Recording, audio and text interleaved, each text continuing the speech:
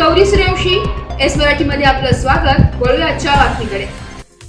श्री क्षेत्र वलखेड येथे अखंड हरिनाम सप्ताहाचा दुसरा दिवस.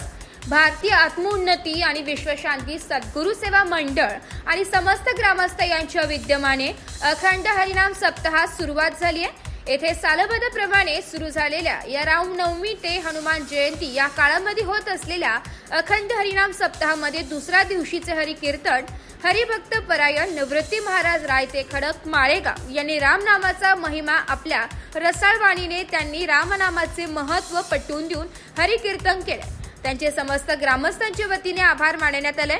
यावेळी ग्रामस्थ बहुसंख्येने हजर होते.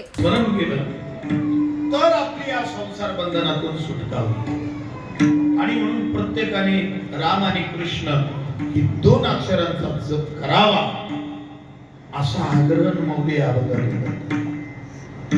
पण एक लक्षात ठेवा, या दोन अक्षरांचा जो सतत पाठलाग करतो, जो सतत त्याचं चिंतन करतो, त्याच्या अंतःकरणात जिव्हाळा निर्माण होतो, हृदयामध्ये कळवळा जिव्हाळा निर्माण होतो आणि अशा प्रकारे ज्याचा जिव्हाळा निर्माण होतो आपोआप त्या माळा तयार होतात, आपोआप त्याचा जप सुरू होतो, सहज चिंतन सुरू होतं.